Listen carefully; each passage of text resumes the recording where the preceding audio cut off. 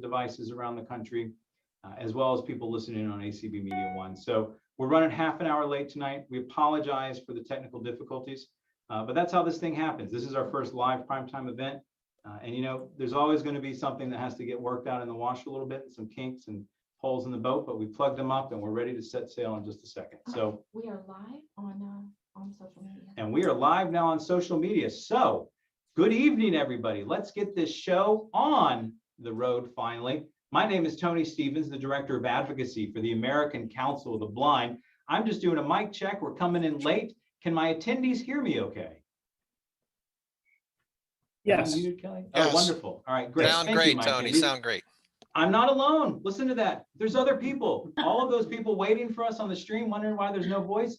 We're surrounded by warm, comfortable voices now. It's Saturday evening in Maryland and Washington and Virginia, and the DMV as we call it. We're here at the National Office of the American Council of the Blind. I'm joined with a guest next to my side, another guest on another side of a wall, and some guests from all around the country right now. Welcome to the Get Up and Get Moving presentation for the American Council of the Blind's 60th annual conference and convention. We are doing a virtual kickoff tonight for this wonderful campaign that's going to be going for the next 3 years. We're going to all be tired. I think we're already tired now, and we literally just took our first step. So these things are a marathon in terms of the convention. So we appreciate everybody's patience as we got going and finally got up and running tonight and on the air. So I am welcomed here tonight by the committee for the Get Up and Get Moving campaign. Outstanding set of advocates from around the country and some of our staff as well with the American Council of the Blind that are working hard to create a campaign that'll run for the next 3 years. As we come out of the pandemic, we're not coming out quiet. We're taking back our health, taking back our independence, and we're working with our partners and people around the country to expand opportunity to foster the life that we deserve as people who deserve equality and inclusion, particularly as we've all come out of this health pandemic, knowing that the healthcare system is so critical, our health is so critical, and it's important that we work together to help lift ourselves all up. So in that spirit of the values of the American Council of the Blind, I'm going to welcome my co-pilot here right now, who's been hanging on through some turbulence, Clark Rockfell, Government Affairs and Advocacy Director for ACB. Hello, Clark. Hello, Tony, and hello, ACB. Clark, I love that enthusiasm, which is why I love you being my co-pilot right now. And not only am I welcomed by Clark, but we've also got Jennifer Flatt, our communications manager, who's with us tonight on staff. And I want to thank Jolynn Bailey Page, who's been flying behind the scenes. She's been sort of the navigator, the radar person that's in the back of the plane flying us off. And exciting to have the president of the American Council of the Blind tonight to kick off the campaign and to welcome us all listening in on YouTube Live and on Facebook and over ACB Media, Dan Spoon. Dan, hello, sir, Mr. President. Woo! Woo! Much applause. He has one fan. Yeah, that was Terry. Hello, Terry. Hey, Dan, did you hear me? I heard you, Terry. Hey, Dan, thank you so much, Dan, for coming on and being a part, and just welcome. Let's have a nice warm welcome from Orlando, Florida. Oh, well, thank you, Tony, and welcome to the launch, the official launch of the Get Up and Get Moving campaign, a campaign that will run for 3 years that really will focus on not only bringing our community involvement and engagement to the larger community, our neighborhoods, our local gyms, our walking trails, our paths, the opportunity for our blind and visually impaired, low vision community to take advantage of those assets that are made available to everyone, and why not us? And so that's an important leg. And then the second leg is really the access to health equipment. And really, it's something that many of us are living as we age, as baby boomers, as folks that are in that next generation, that we really are seeing this huge surge in technology, and our community is being left behind. And this has even hit me very personally with heart monitoring that I had to have done a few months ago, that very easily could be accessible for me, but was not. It was all run through a smartphone. We all know with our iPhones and all that, how with VoiceOver, how accessible that can be, but it wasn't.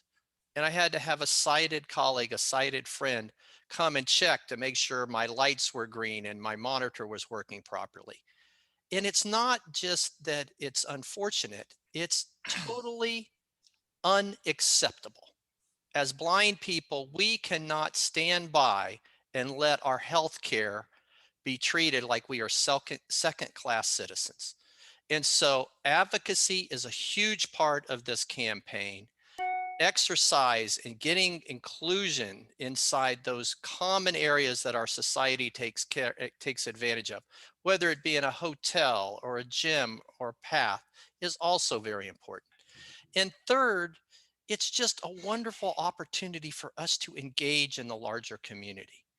And I think there's a real opportunity here for our corporate partners to get behind us, support this initiative, and with the time and the talent and the treasure of our members, we can move this initiative forward and become truly the get up and get moving community that is the American Council of the Blind. So thank you, Tony. Thanks for being here. Thanks for launching this campaign.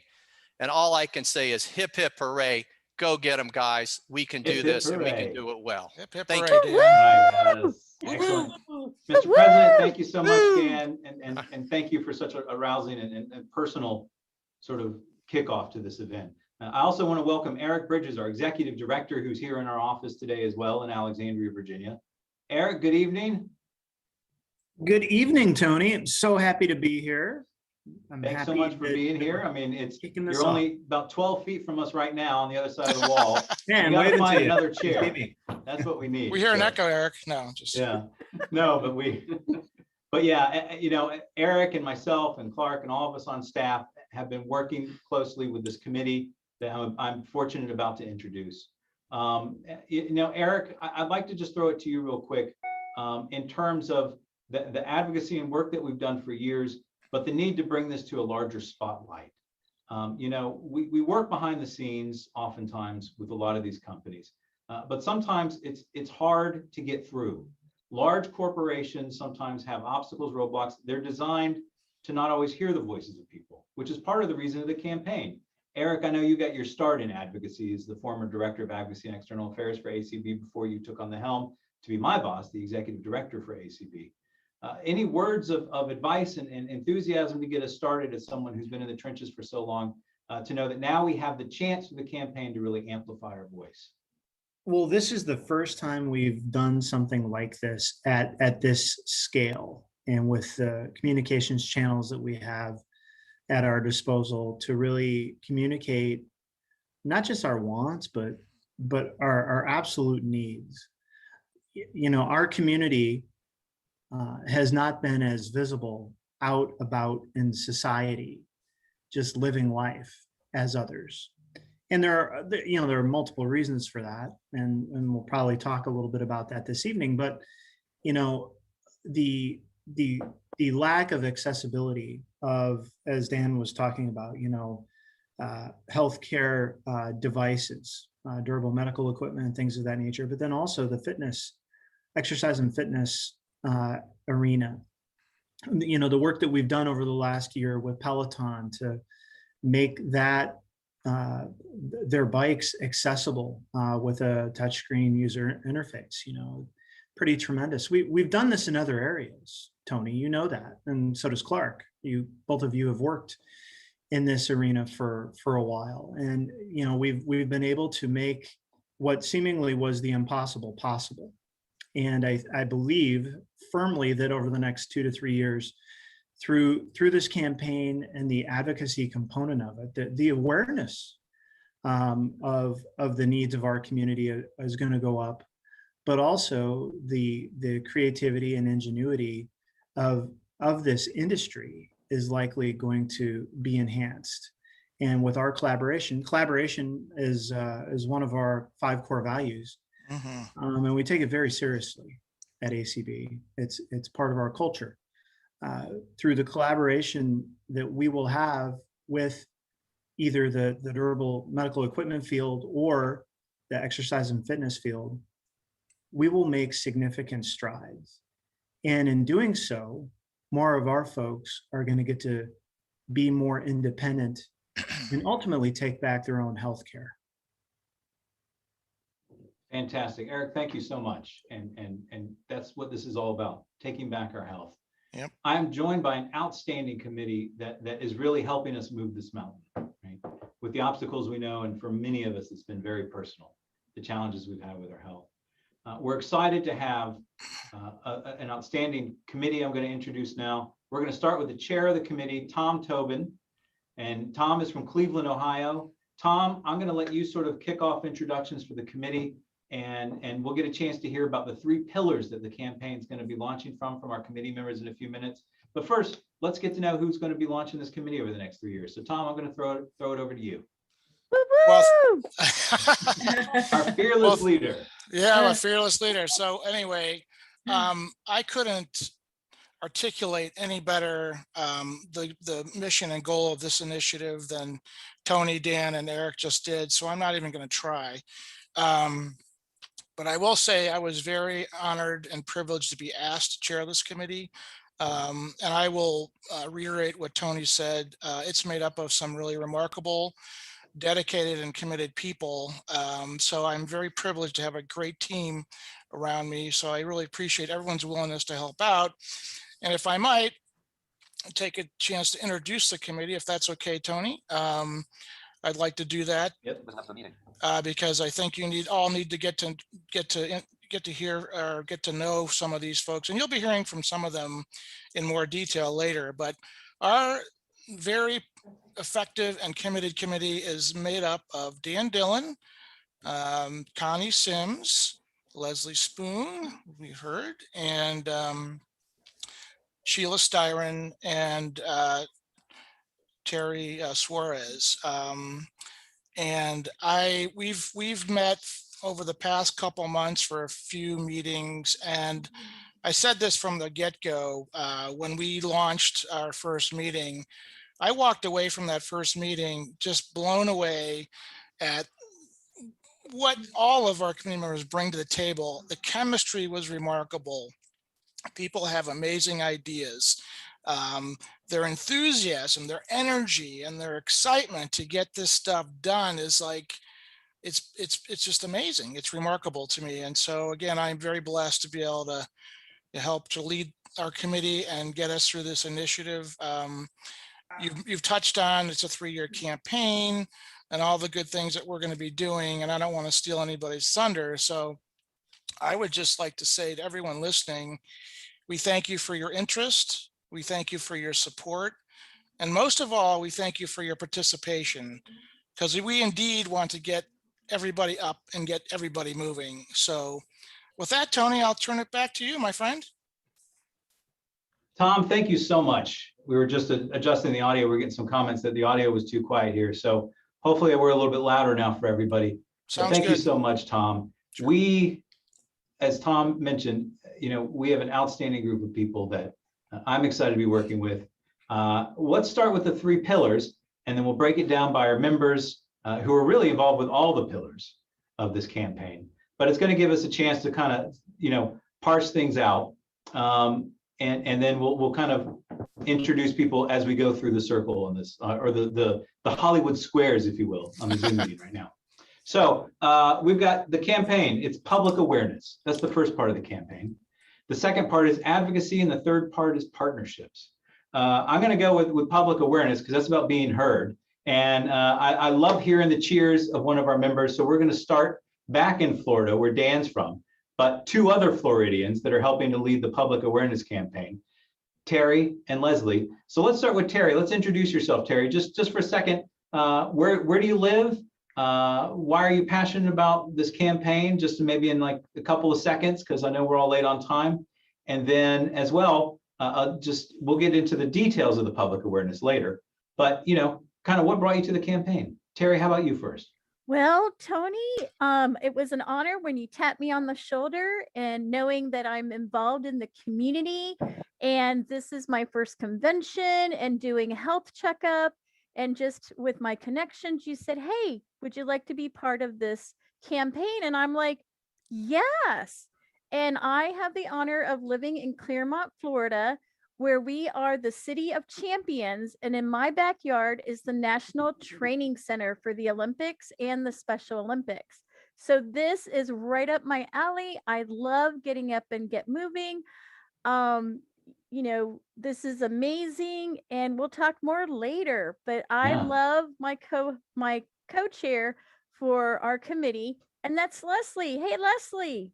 Hey, Terry, how are you tonight? Hey, Leslie. Oh, Hi, Tony. Thank you for having me on this committee. This committee is so near and dear to my heart. I live in Orlando, Florida, and I haven't met Terry yet, but we talk almost every day now, which is awesome. I'm hoping to get to meet her soon. The other thing why this is so near and dear to my heart is because I am a certified aerobic instructor and a certified personal trainer for over 25 years here in Orlando, Florida. So, and I do community calls with ACB every day at 4 o'clock or 3:30 Eastern.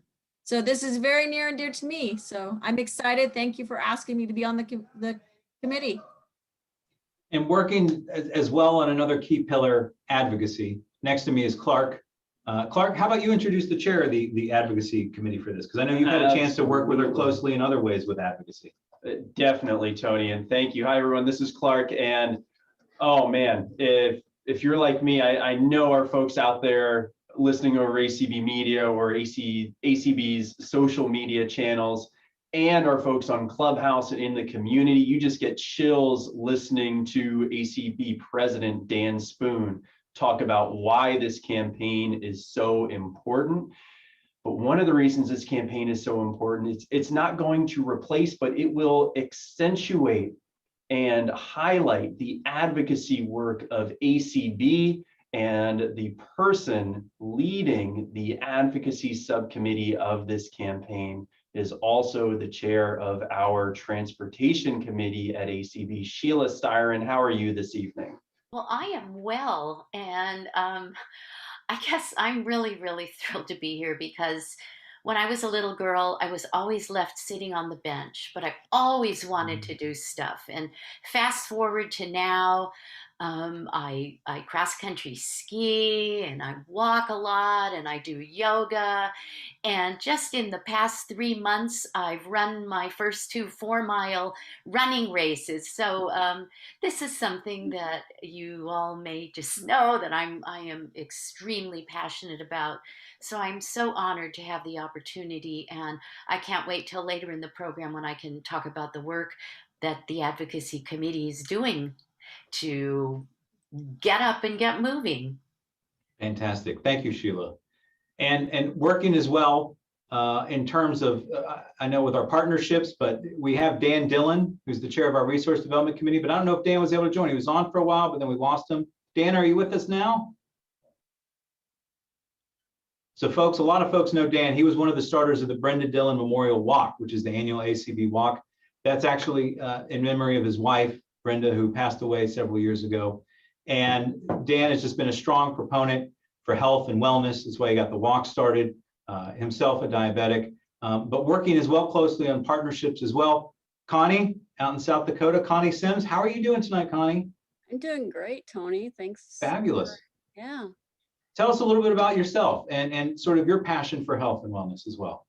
So I live in Sioux Falls, South Dakota, and I have always loved fitness. I grew up loving to work out and exercise, and growing up in a small town, you always rode the bike, you know, walked everywhere.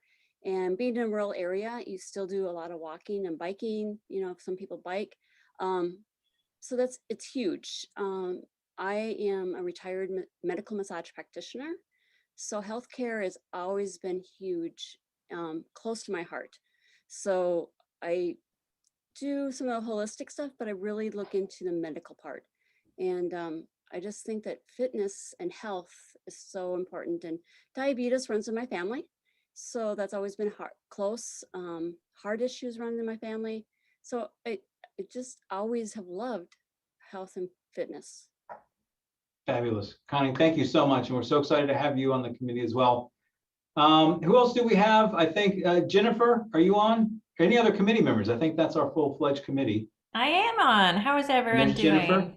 Jennifer Flatt, our manager of communications, is also with us tonight. She's going to be helping out with the public awareness. So Jennifer, thanks so much. You had a chance to work for, when you were in Canada for the Prime Minister in Health. So we're Yes. excited that you're helping as well in the public awareness and the outreach we're doing. I want to be able to get into some of our partner organizations now, and then we're going to fold from our partner organizations after we hear from some of them. And we're just going to take a breath for a while, take a little sip of water, need to stay hydrated. It's very hot in most parts of the country. We're going to play a couple of videos of our partners that have also committed to this campaign in a sense of their work already is really helping. And we want to be able to shine the light on those that are also out there helping for people who are blind and visually impaired become health and well altogether. You know, the core of this campaign, as we've talked about, is about movement. It's not about becoming, we're going to be hearing a lot about the Olympics during this convention because our big party will end at the end of it. But even just moving. And we had a chance and opportunity to meet with a fabulous professor of health and fitness and wellness at Georgia Southern University, Dr. Greg Grosky. He's going to share with us a little bit of some of his passion. He's an Ironman himself, but the work he does in the research as to why this campaign is important. So we're going to ask Rick in our Boston office if you're able to push out the video. If not, I think Kelly can maybe get it going here in our Washington office. So we're going to push through that video of Dr. Greg, who had a chance to speak with the other day on why is this campaign important. What we do with the videos? And go ahead and play. Yeah, if Rick hasn't started. First disabled participants screen sharing. All right, we're getting that video queued up right now. What minutes? I'm an assistant professor of kinesiology at Georgia Southern University on the Armstrong campus. Get up and get moving. It just works not to do it. So Tony, I just want to say I was so excited you called my name, and I forgot to tell everybody what I bring to the table. So while we have this video opportunity of improvement, I am a critical care respiratory therapist, and I'm still licensed. And when I lost my vision 3 years ago, well, I didn't lose my vision. I lost my sight. And I want everybody to take a deep breath and exhale. And I want you to put your hands on your chest and just feel the rhythm of the heart. And just know the reason why ACB cares is that we need to keep that heart pumping. And the way we keep that heart pumping is by getting up and moving that circulation, moving that blood, taking deep breaths, and also looking at everything that's going on in our lifestyle. And we are super excited to work with this dynamic team to make this happen. And I hope that little friend that's in your body that never stops beating, that you don't have to worry about if it's working or not. It is always beating, and we need to take care of our friend, our best friend, our heart. So I hope that helps everybody. And are we ready for some videos? I think so, Terry. So let's stand by. If Rick's going to push it out real quick. I'm turning to Kelly, who's our controller here, and Don't see the video popping up. nothing on webinar right now. Nope, and we can't share it from the computer. And we so- can't share from the computer right now. Okay. So if we can have screen share privileges on this computer here in I'm the Alexandria. host, But I don't know how to give screen share privileges to the green room. Oh, you're the host. You don't know how to Yes. get, okay. All right. Stand by, everybody. We're going to get this video going in just a second. I don't know how. Is Here we Jolynn go. Bailey Mhm. Page on our committee? I don't know if we. Jolynn Bailey Page is. I think Jolynn is here in spirit. She's down the hall right now. Ah. But I'm definitely here. Jolynn is there. Oh. All right. Jolynn, go ahead and introduce yourself. We're going to get this video queued up real quick. Hi, great. No, I've been following in the background here. I'm Jolynn and I am ACB's grant writer, and I also am the coordinator for the audio description project. But health and wellness is near and dear to my heart, and just trying to, after coming out of COVID especially, ramp up efforts to continue walking, running, doing anything I can to get back into good shape. But in addition to that, making sure I start taking advantage more and more of opportunities out in our national parks and sites. So Stay tuned this week for several informational opportunities on our National Park Service, ways to get up, get moving. There is a wonderful audio description panel Wednesday night talking about the parks and the unit description project, in Hawaii. But remember, get up, get moving, and take a walk in the park, even if it's just 10 minutes every day in your local park. And take that water with you. Absolutely. And we And need not it. just for yourself, but your guide dogs too. Oh, absolutely. I think Jolyn deserves a woo-woo as well. And I would I would take a note from Terry and say, personal point of privilege here is that I was recently elected president of ACB Diabetics in Action on Wednesday. I should have mentioned this before in my introduction, but I see some tremendous synergies between what we're doing on that special interest affiliate side of the house and what we're doing with this Get Up and Get Moving campaign. So really excited about that. And of course, as a type 1 diabetic, I'm very interested in fully accessible, durable medical equipment. So it's going to be one of our advocacy legislative priorities for sure. So Well, are we thanks, ready, Tom. guys? I think we got the video. I heard a little video playback there. So, all right, right. let's all sit back, grab our popcorn, and hear from Dr. Greg. Hopefully, it's low fat, light, no butter popcorn, everybody. That's right. That's right. With a little dash of avocado oil. Mm-hmm. I like that idea. Yeah, you should try it. Yeah. All right, let's stand by and see if we've got the video. Thanks, everybody, for listening in. I'll chat until I hear the video playback, and then it's going to come through, Kelly, if you see it on the screen. So we had it for a second there. Well, and it's funny, Tony, you mentioned standby. Do you know how much just standing is so important to improve circulation, not only for your blood, but your lymphatic system? And so when someone says stand by, you should stand and just get blood flowing in all directions, and go ahead and take a big stretch. And talking about stretching, hey, Leslie, aren't you doing something with yoga in the convention? Sorry, I was what muted. we can do, Terry, yeah. Well, let's do this. While we're waiting for the video, if I hear the video interrupt, Kelly, if you hear it over there, you can turn up the volume a little. And if we hear that video kick in, then we know it's going on the live stream. So let's talk a little bit about some of the stuff we're going to do, the public awareness, because this is a good caveat, Leslie. So you can unmute, and we're going to talk a little bit about some of the events we're going to do in one particular event where you'll get a chance to stretch with Leslie Spoon. Can you and hear to me, find out what Tony? it's like. Hear you just fine, Leslie. Yep. Okay, coming through, great, Crystal. great. Awesome. So yeah, so thanks, Tony. Yeah, on Wednesday at 4 p.m. Eastern, I am doing a yoga class. It's very easy. You can be in a chair, you can be stretching a lot. We know we're having substantial reductions in exercise capacity. Which would be good. That's usually where I'm at in the morning when I listen to Tony and Debbie on the Connection show. And yeah, so 4 p.m. Wednesday, I'm doing yoga, and it's not on ACB Media. So, get the Zoom link and please come to the class. It's going to be very easy. Lots of stretching, lots of poses, easy poses that you can take and just do at your home. Leslie, this is Clark. So last year you helped me with a session the Saturday kicking off our convention on accessible exercise and fitness, talking about how important inclusive language and verbal descriptions are to fitness classes. But since then, you have been very active in the ACB community. Yes, it has been an active year for me. I am so excited because I was telling Terry today, I'm up to 5 classes, so Monday through Friday, 2 yogas, 2 resistance classes, which is with balls and resistance bands, our soup cans, our peanut butter jars. One of my client ladies had a peanut butter in her hands last week, and she was telling us about it, and then we all got hungry. So, that was pretty funny.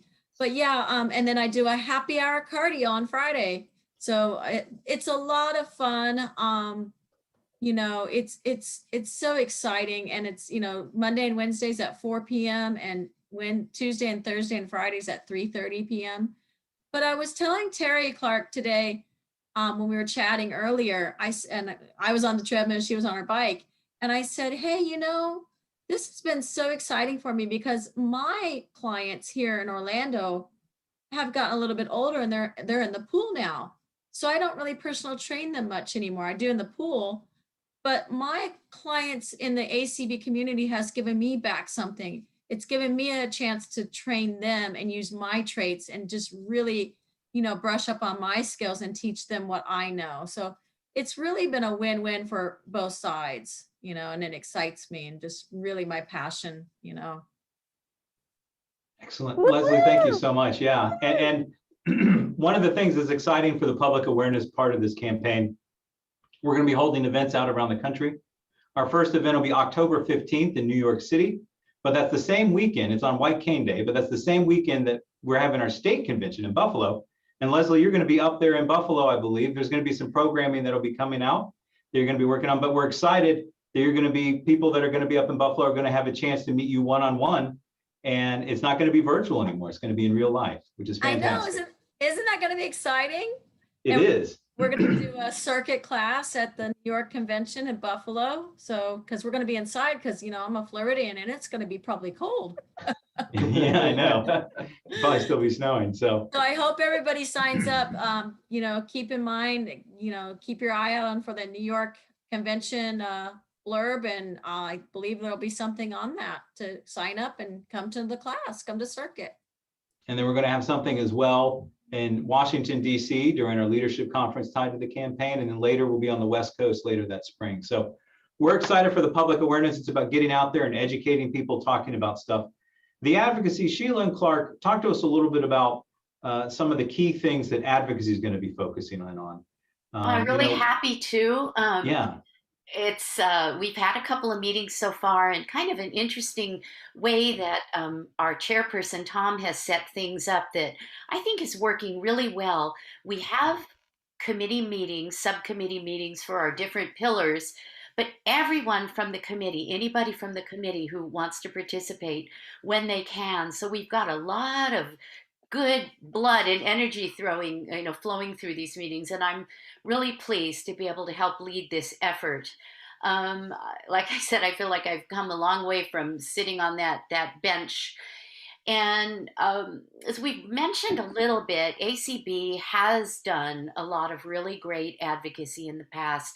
We mentioned the situation with Peloton bikes and the flat screen bike that is actually accessible. It talks. You can take classes online and people can chart all of their own workout statistics, which is just really great. But we've got so much more to do. We do have in ACB a very, very comprehensive three-pronged plan for dealing with accessible, durable medical equipment.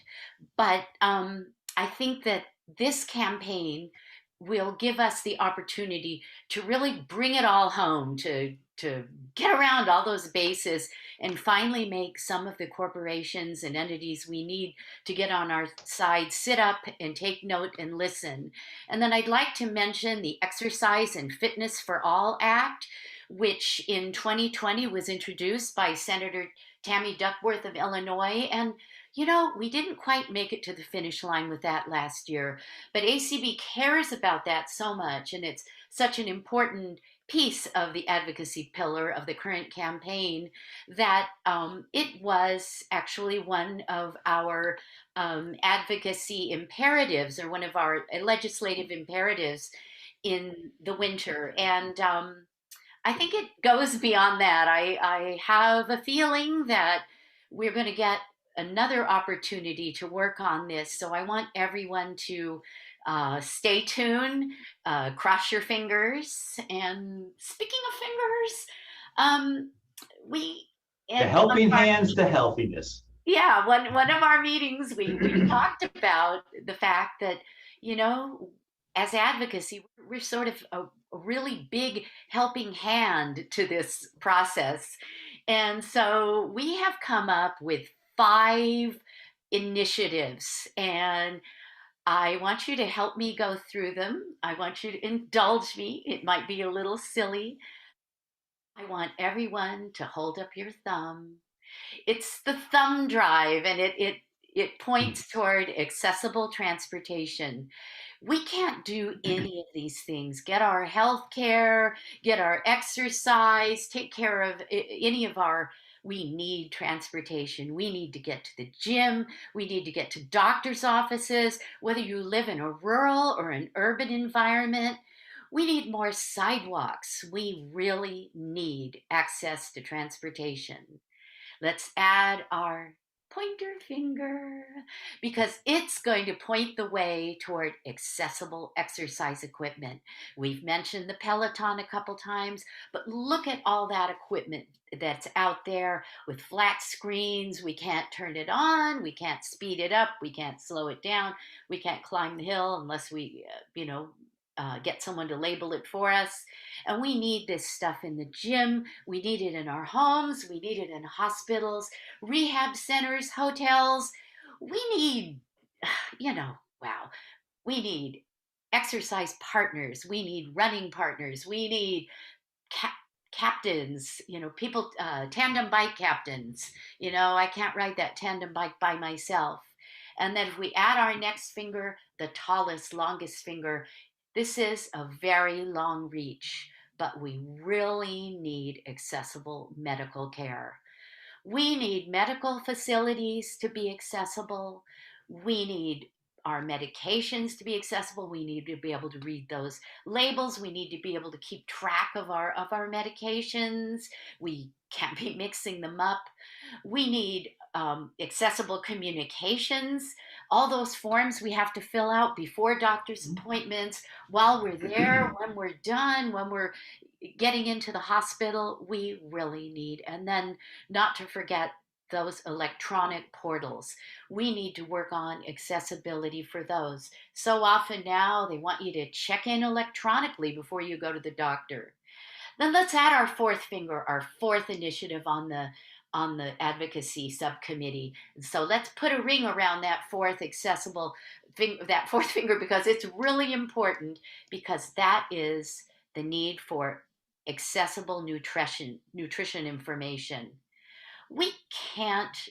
How can we engage with healthier eating if we can't access all the nutrition facts on the labels, if we can't add up everything we've eaten during the day very easily in all those apps? Some people say you might as well go ahead and eat a hamburger because we don't know what we're eating. We can't do it.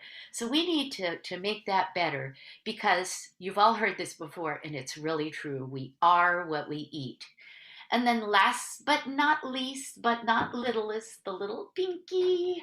And that is our little symbol for, and our reminder that we need accessible, durable medical equipment.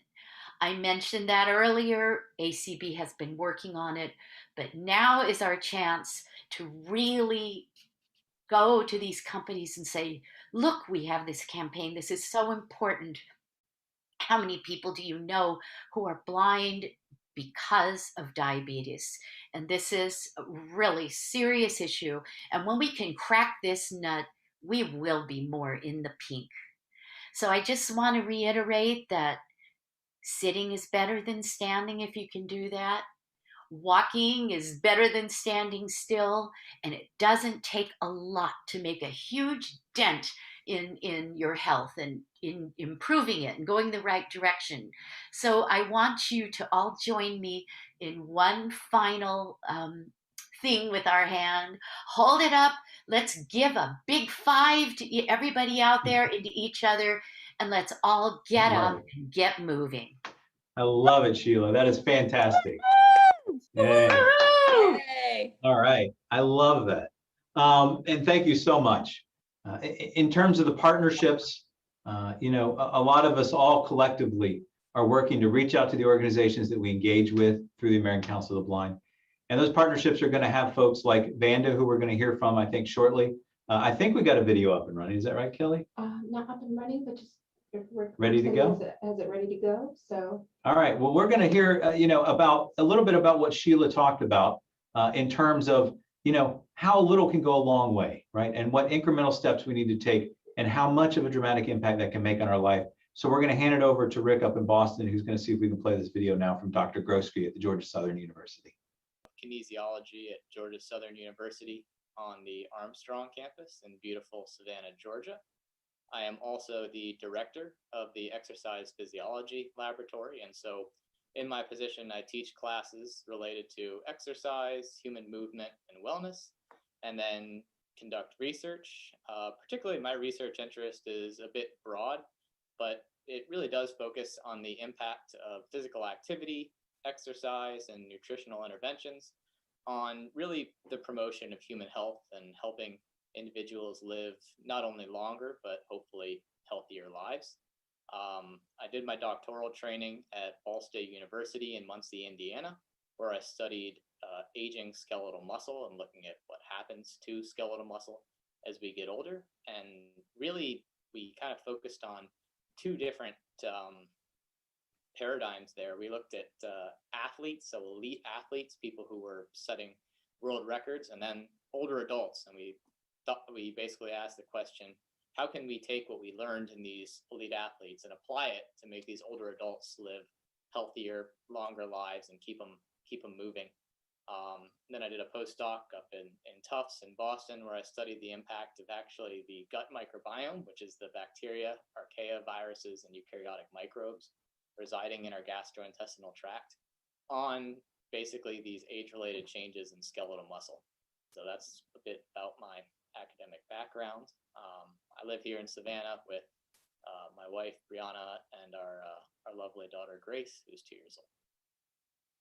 The pandemic was hard on so many of us for such a variety of reasons: loss of job, difficulties with childcare, increased stress, not being able to go to the doctor's office, and for people who are blind or visually impaired, obviously these troubles are just that much more amplified, particularly those who would need to go to the gym. And I was actually just reading a paper last week that talked about what are some of the greatest predictors of reductions in physical activity and exercise over the past year and a half, owing to the pandemic. And one of the number one predictors there was people who relied on going to a gym or exercising in a gym type setting. And obviously people who are blind or visually impaired and may need assistance or may need to go to the gym, that's obviously going to be a huge problem for them. And so many of us, our physical activity patterns have been reduced. And I think, one of the things I like to tell my students, and I talk about, there's a paper published in 2002 by Jonathan Myers and a group from Stanford. And the conclusion of the paper is quite simple, but I think it really is impactful, and it shows the importance of physical activity and exercise. And that's that in this paper, they looked at all the established risk factors for cardiovascular disease. So high blood pressure and high cholesterol and high blood glucose, and all of the things we know that are bad that increase our risk for cardiovascular disease. And they showed that exercise capacity, which is driven by physical activity, was a more powerful predictor of mortality than any of these other established cardiovascular disease risk factors. And so if we're being sedentary, we know we're having substantial reductions in exercise capacity. Well, now that the pandemic is, at least its impact is alleviated, and many of us are able to get out and be physically active again, it's time to start doing that. And I think one of the things that tends to scare people, and particularly those who have been sedentary for a longer period of time and have gotten in a habit of not being physically active, is, well, what do my exercise habits need to look like to promote health? And we see commercials, and the Olympics are going on right now, and the Tour de France, and it's like, well, I'm not going to be in the Olympics, or I'm not going to be in the Tour de France, or maybe you don't even want to go to a gym. And the truth is, if we're just looking at promoting human health, that's all totally fine, because actually one of the greatest benefits from physical activity comes from those individuals who are being completely sedentary to just doing something. In fact, in this paper that I was referring to earlier, they took a large group of individuals, a large collection of subjects, and they basically broke them up into 5 different quintiles of exercise capacity.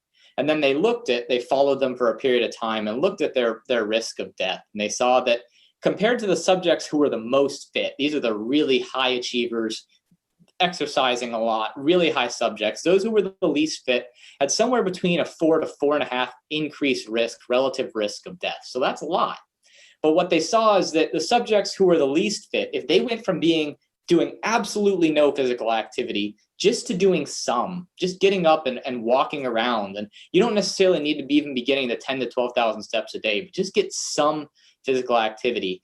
Things like parking further from the entrance to the grocery store, or taking the stairs rather than an elevator. We're talking about the smallest lifestyle changes actually provided the greatest reduction in relative risk of death. So it went from 4 to 4.5 fold to maybe only 2 to 2.5 fold in the cohort that was still not very fit, but they were not totally sedentary. And so I think that really talks about the powerful impact of exercise, even in very, very small doses.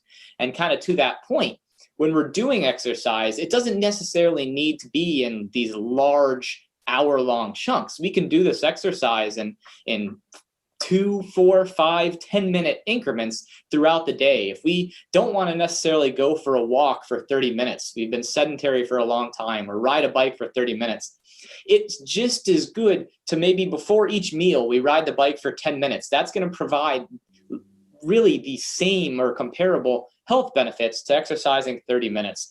So I really think that we need to, and then we as health practitioners need to get this message out, because we need to make sure we're not scared of being physically active. We need to promote physical activity in a way that people feel safe and it's not an intimidating thing to do. And so I think that exercise is so important, and that from going from doing nothing just to doing something, making the smallest change is where the biggest benefit is going to be seen, is one of the most powerful messages about being physically active that we can possibly deliver.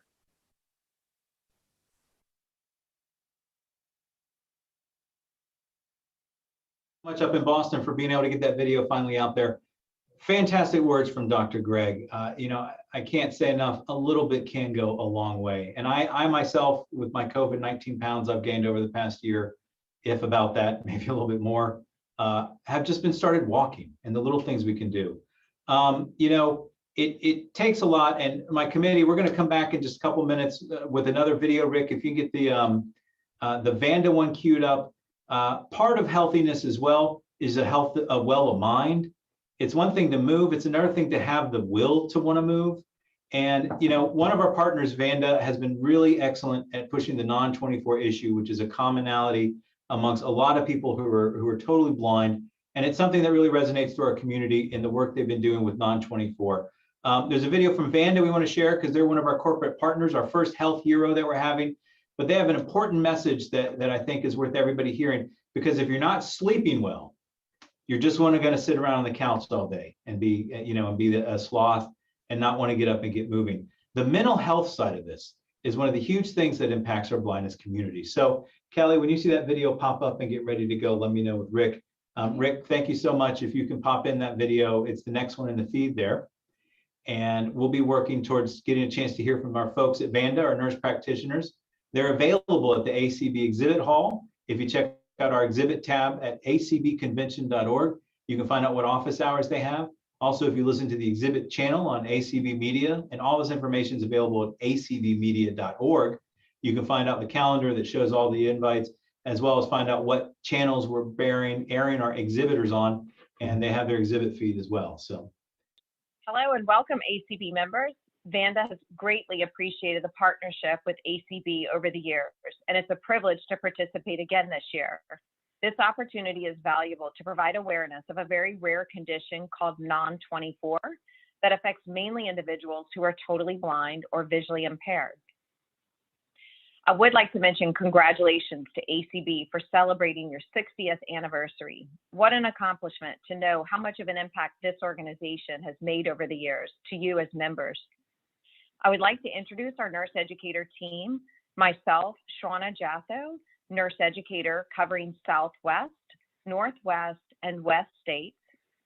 We have Jennifer, nurse educator covering Midwest states. Vicki, nurse educator covering Southeast and Northeast states. And Maggie, nurse educator covering Mid-Atlantic states. We welcome each of you to visit our virtual exhibit booth to speak to us in learning more about Non-24 and or hosting a Non-24 presentation with your chapter. We also have our contact information listed on our sponsor page. And now we'll hear from Jennifer. Hi, I'm Jennifer, and as Shauna mentioned, I cover the Midwest. We're delighted to be here. As a nurse educator, we offer presentations on Non-24, both virtually via conference calls or Zoom, as well as meeting in person. We educate the visually impaired and the organizations that support them, such as the ACB.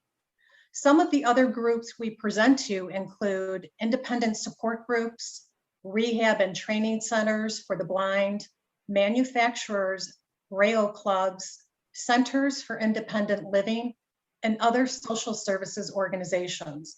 Our goal is to raise awareness of this rare disorder. Those who attend a presentation will learn from a nurse educator about the biology and symptoms of Non-24 and how it can impact a person's life. Learn who is most at risk for developing this disorder and why. Vanda's Non-24 nurse educators offer attendees free education sessions, educational materials, and the opportunity to opt in to speaking with a health educator one-on-one if desired for personalized information and resources. It's a well-known fact that sleep is imperative to good overall health, so it's tough to get up and get moving if you're not feeling rested. If you suffer from poor sleep or sleep schedules that are different from most people you know, we have information that may help you or a loved one. I'm going to pass this over to Vicki now. Thanks, Jennifer. Hello, everyone. I'm Vicki, the nurse educator from the Southeast and the New England states. I'm happy to be here. Just like eating healthy and exercising, as Jennifer mentioned, a good night's sleep is important for your health. Since Non-24 is a sleep-wake disorder that causes disruptions when people sleep and when they're awake, I would like to share a few important pieces of information about it. Non-24 is the word non, N-O-N, and the number 24. It's a short name for non-24 hour sleep-wake disorder. Did you know that Non-24 is a circadian rhythm disorder and not a sleep disorder? Circadian rhythms are internal rhythms that control various activities in our body, including our sleep-wake cycle. And our sleep-wake cycle relies on a light signal from the environment to keep our sleep patterns synchronized with a regular 24-hour day. Without a light signal, our sleep-wake cycle can fall out of sync or out of alignment with a regular 24-hour schedule and result in one or more of the three main symptoms of Non-24. Problems falling asleep at night, problems staying asleep at night, and lots of daytime sleepiness. Raising awareness and having knowledge of Non-24 may help you or someone else. So keep in mind as your affiliates grow and the sleep patterns of your current members change, a Non-24 nurse educator can help you continue your advocacy for healthy sleep with a Non-24 education program. Thanks, everyone, and back to you, Shauna. Thank you, Vicki. So if you or someone you know is struggling with any of these three main symptoms of Non-24, we encourage you to get up and get moving and visit us at our virtual exhibit booth, where you can learn about ways to get your sleep back. We welcome you to click on the exhibitor link to join our booth and speak to us personally to learn about Non-24 and or to host a Non-24 educational presentation with your chapter. We'll be available from Friday, July 16th to Friday, July 23rd from noon until 2 p.m. Eastern Standard Time. If you're unable to join us at that time, please visit our sponsor link for our contact information under Non-24. We look forward to connecting with each of you soon. Thank you. Cool. That's good. All right, excellent. Thank you so much to Vanda for being our first health hero for the campaign. And you know, if you get a chance, check them out. I have a fuzzy sight in one eye now, but I was total for 8 years, and it was during teenage years. And I don't know if others on this call, if you all have ever experienced it, but it is a bear trying to get your body synced up with what life is like, with the rhythm and the clock, and just the momentum, the lack of energy. That's not going to get anybody up and moving. So thank you for the hard work Vanda's doing to really help promote health and wellness and healthy living through their science and medical research and the work that they do to try to help in Non-24. And you can check them out on our exhibit page. You know, we have 2 other partners that we've been talking to in terms of the campaign. They're already out there promoting getting up and getting moving. They've been doing fantastic work. We're going to be hearing from one of those people right now named Francesco. So Rick, the next one in queue, I believe, is Francesco with Achilles. And so we're going to hear from our folks with Achilles. Clark, just a couple of words real quick on Achilles. You helped really foster this relationship with ACB. And, you know, just a sentence or so, what would you say Achilles is really bringing to the health conversation? You know, Tony, Achilles brings opportunity. Achilles is as old as I am. They were founded in 1983, as Francesco will share. They have chapters around the country, and they really facilitate opportunities for folks to get up and get moving in endurance athletics, whether that's running, biking, triathlon. They're there as a friend. They're there to help. They're there to share your lowest lows and your highest highs as we all get up and get moving. Fantastic. Well, let's hear from a personal story from Francesco. They just ended. Magisano, and on behalf of Achilles International, I'd like to thank the American Council of the Blind for hosting this event and inviting me here today to tell you all a little bit about my story, as well as the mission of Achilles International. This campaign resonates with me because it is so important for us all, especially after this past year's isolation, to try to stay active and healthy even when it's not always easy to do so. Within Achilles, I lead a lot of the operations within the New York City area, as well as our Try Achilles program, which is our multi-sport program. That involves a lot of swimming, biking, and running workouts for all of our members. And our members are made up of people with all different types of disabilities, including people who are blind and low vision, like I am. We are a global organization with a presence in over 25 countries, and since our founding in 1983, we have empowered more than 150,000 athletes to participate in some sort of endurance event. Every step matters, whether you're a professional athlete or taking your first step and never having run before in your life. Before I joined Achilles, the furthest I had run was maybe 50 feet down the block chasing the ice cream truck when I was a kid. When I joined Achilles, my first run was with a very good friend of mine now, Kevin, and we did a 4-mile loop, and ever since then I've been hooked, and I've done multiple marathons and multiple triathlons, never having done any of that growing up as a kid. If you're interested in finding out more about Achilles or finding a local chapter near you, since we have so many chapters around the US and around the world, please visit achillesinternational.org and just search through our chapters. I hope you all have a happy, healthy, and active day. I've been Francesco with Achilles. Rock on. When they make, and you know, we're All right, so we are back now.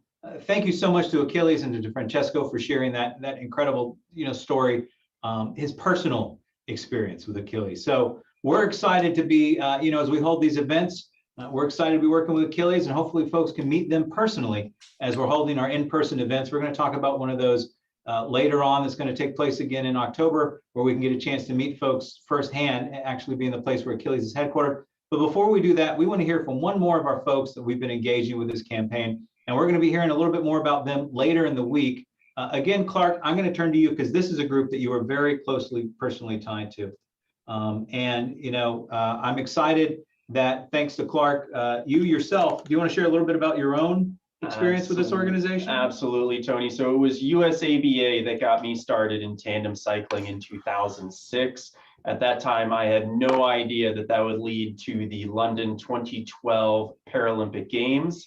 So I have a very warm spot in my heart for the work that the U.S. Association of Blind Athletes do, not only for tandem cycling, but for goalball, for blind soccer, and any number of sports. And they have a long history of involvement with ACB, dating back all the way to Oral Miller being their board chair. 30, 40 years ago. So they're a great friend of ACB and certainly near and dear to my heart. And it's wonderful. We get a chance to hear from Kevin with USABA. And we're going to get a chance to hear from more of USABA later in the week with the convention, I think. If somebody here, maybe, someone in the know, maybe, but we'll see. We're excited for the Olympic ceremony on the 23rd with the opening session. It's all who you know in this business, folks. But let's hear from Kevin now with USABA.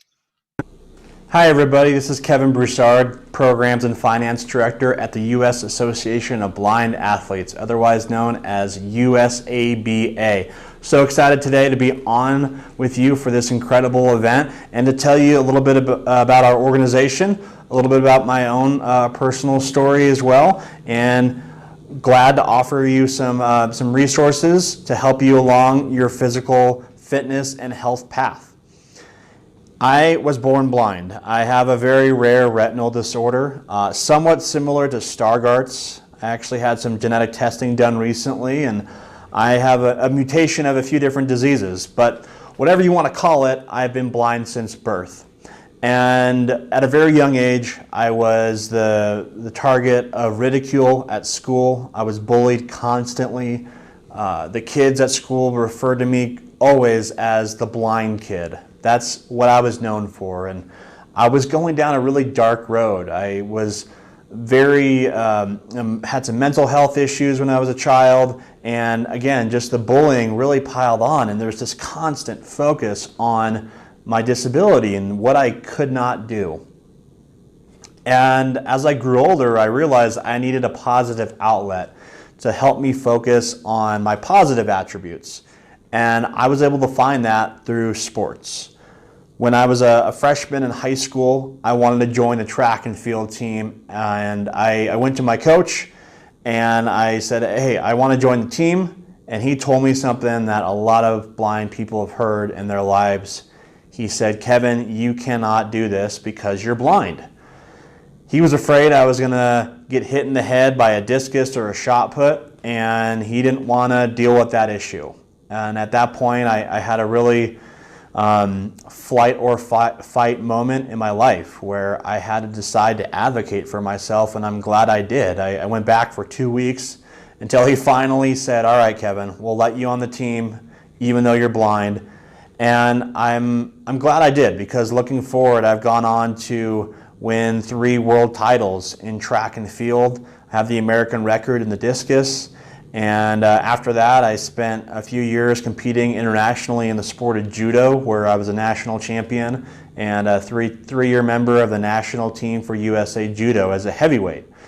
And all these incredible experiences I've had in track and field and judo and sports, traveling the world, getting to meet people, and I mean, those are all well and good, but the things that I've really taken away from sports is the confidence I've grown, again, focusing on what I can do and my positive attributes and accentuating that, staying physically fit and active and feeling healthy, and goal setting as well, developing a work ethic. There's so many attributes that sports and recreation can give people beyond just staying healthy.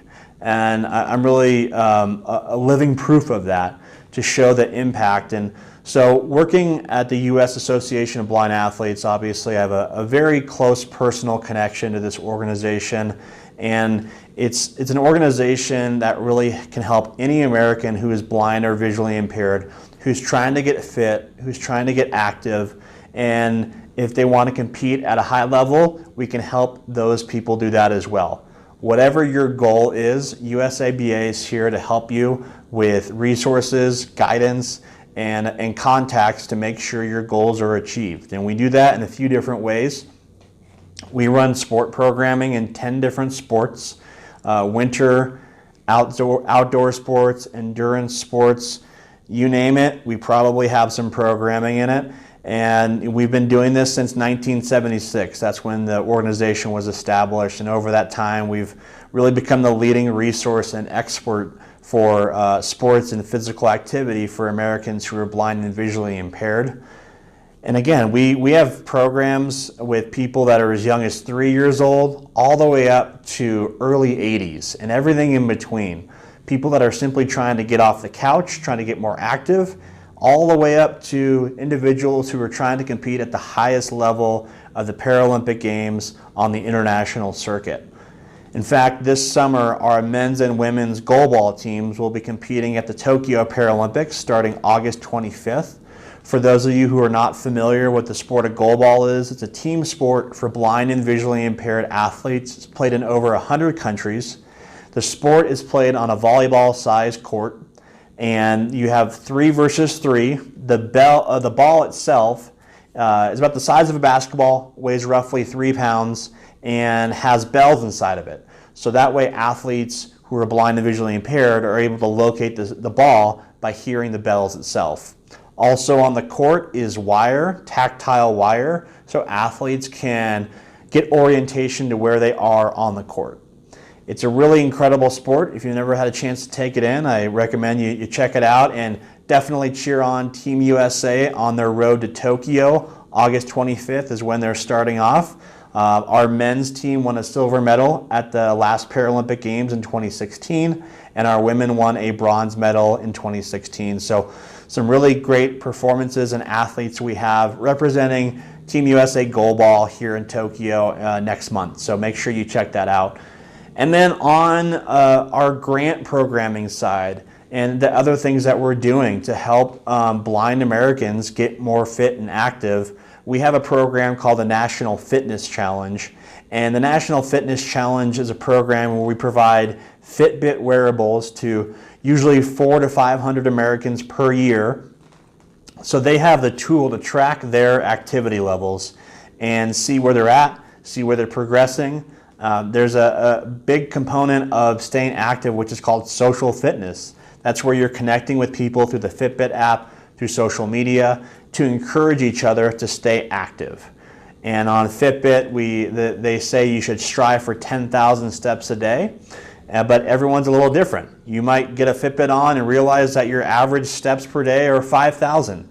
So these programs really help you learn how to increase those steps and enjoy the fitness and health components that tools like the Fitbit can bring you. And then we also provide individuals with local programming where we introduce them to sports like goalball or blind soccer, tandem cycling, triathlon, swimming, running as well. So all these programs that we run events in, we introduce them because a lot of times individuals, especially when they're younger, if they're blind, they may never have been exposed to a particular sport or understand the adaptations it takes to still stay active.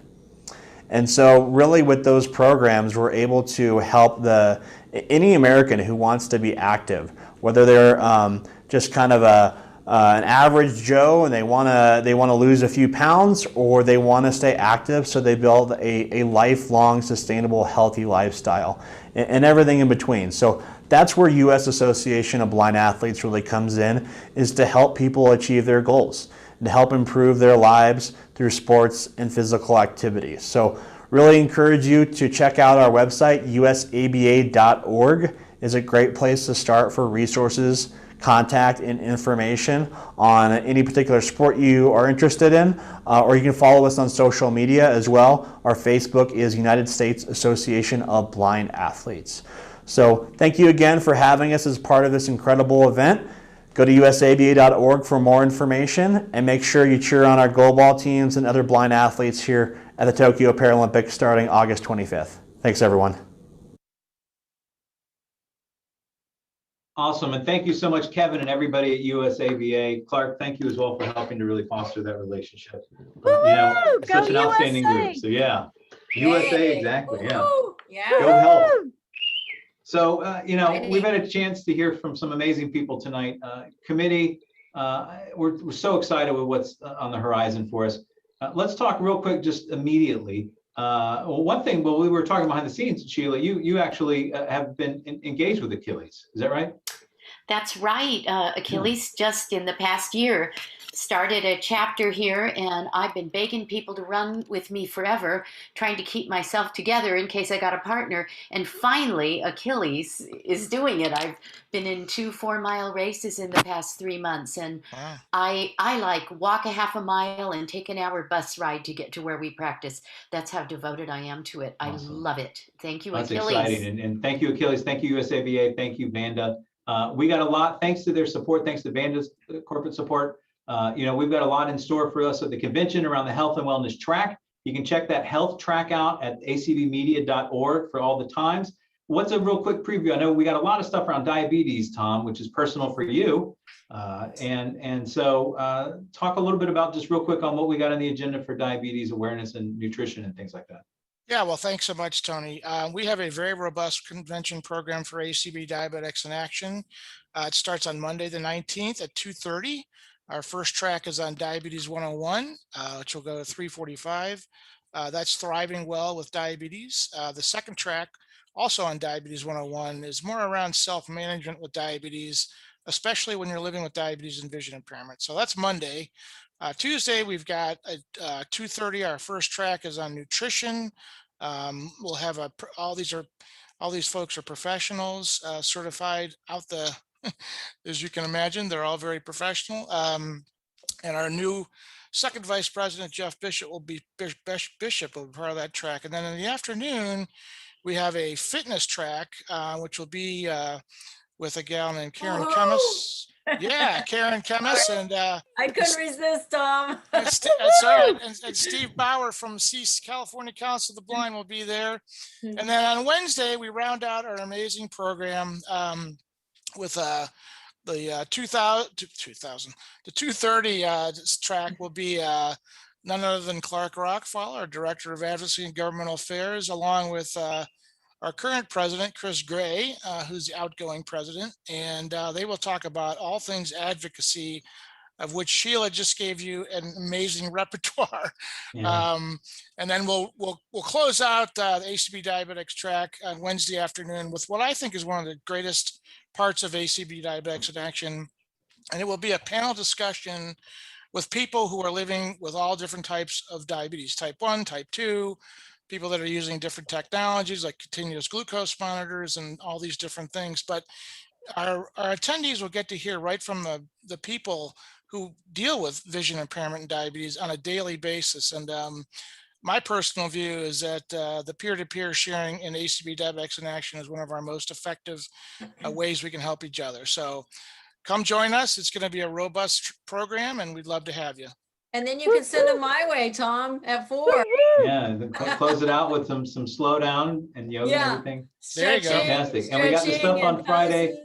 Yeah. All right, now, folks that know me know I moved down to Washington, D.C. 11 years ago from New York City, which I left my heart, as they always say, in New York City. That's Was it San St. Louis? Francisco. San Francisco. Folk song. I left my heart in San Francisco. I left my Remember, if you stomach can in New do York. it- if you My can do shoes it are still at a bus anywhere. station in Chicago. So we are excited on October 15th. We're going to be in New York City. Terry, you've been really helping take the lead on that. We've been talking with the American Red Cross about maybe finding a service event that's attached to it. And Terry, I love your enthusiasm. Share with us, the greatness that can come as we witness being healthy. Well, first of all, it's New York City. So if we can do it anywhere, we can do it if we can do it in New York, we can do it anywhere. So what a better way to get us up and moving, but doing something live from New York City. So I'm super excited that ACB Media Network is going to have Darrow Lukes from the DJ. He has a show on Fridays on number 4, Media 4, and it's called Forever Young. And that's what Get Up and Moving's about, the mental, the physical, and keeping us young forever. And he's going to be live from New York City broadcasting the show. So those of you that don't have the opportunity to be live, you'll be able to experience. We're going to have fantastic music.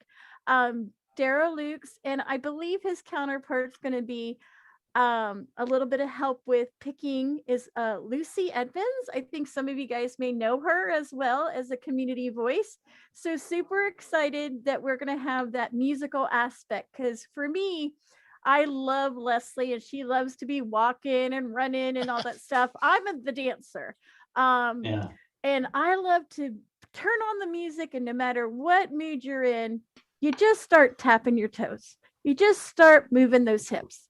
You just start, and that's how we're going to get this together. And I'm Wonderful. super excited because the Intrepid today that was on audio description, that is going to be hopefully part of our walk destination. So I'm already planning to stay a day over, and that was a beautiful audio description.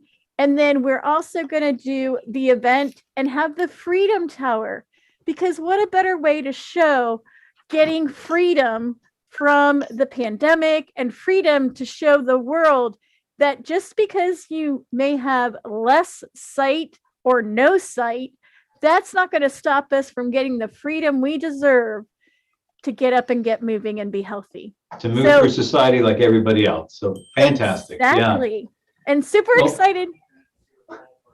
And I love the enthusiasm, Terry. Thank you. And so we are on that going to leave it to hopefully the next time you hear a lot of these voices together, it's going to be in person live. And so again, thanks so much to the committee. Thanks to Rick up in Boston, Kelly here in our DC office, and Joe Lynn in our office as well, and all of our staff, especially all of our committee and our partners. Everybody, during convention, we're going to be sitting around listening to a lot of stuff, but make sure you get up and get moving during those breaks. Try to stay healthy and join us as we enter into this campaign for the next 3 years. We'll be dealing with it in Omaha as well next year. We got our virtual walk tomorrow at 6 o'clock.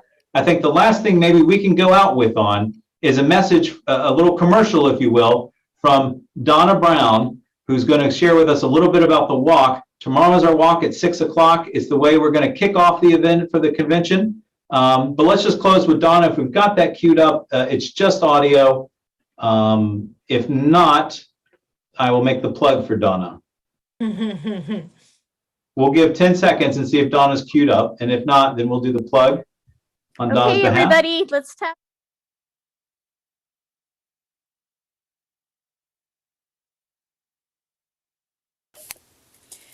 I am an avid exerciser and chair of the ACB Walk.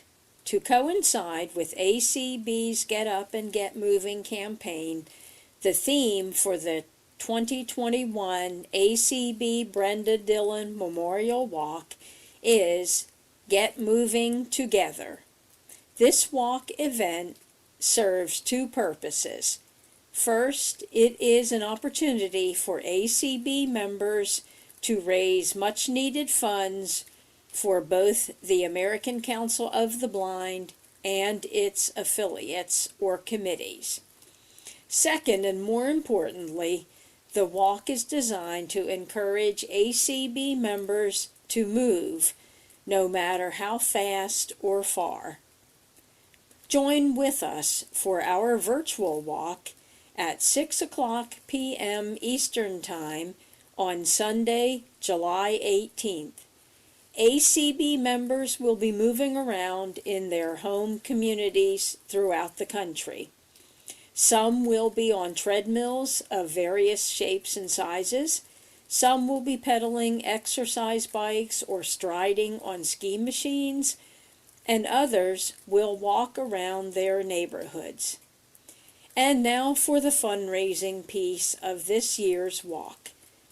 Our goal for the 2021 walk is to raise at least $95,000 for ACB and its affiliates. At the time of this recording, more than $73,000 has been raised. It is not too late to make your donation to the ACB walk. online donations can be made by going to acb.org and clicking on the 2021 ACB Walk link. From the main walk page, you can make a donation to the general event or designate for your donation to go to one of the affiliate teams listed on that walk main page. Don't feel comfortable with the online option? Never fear, the employees in ACB's Minnesota office are here. Call 612-332-3242 and they will be happy to help you. So let's get moving together. Raise money for ACB and its affiliates and improve your health and quality of life. Yeah, that's what I I should have always. sat on my ball. All right, we're back, everybody. All right, we are so excited. That's it for the night. But last but not least, thanks to everybody and everybody listening out there in Clubhouse, ACB Media One, on our live streams. Connie, I know you've been quiet tonight. You get the last words for Get Up and Get Moving. Give us something exciting. All right, Tony, thanks. I want to just say, let's do the walk tomorrow and get up and move. It's the best thing. I mean, our body isn't made to be still. It's made to be standing and moving. So the more you move, the better you'll feel. So let's get up and move. Awesome. Connie, everybody, thanks. Be well. Good night, everyone. Good night, everyone. Good night, everybody.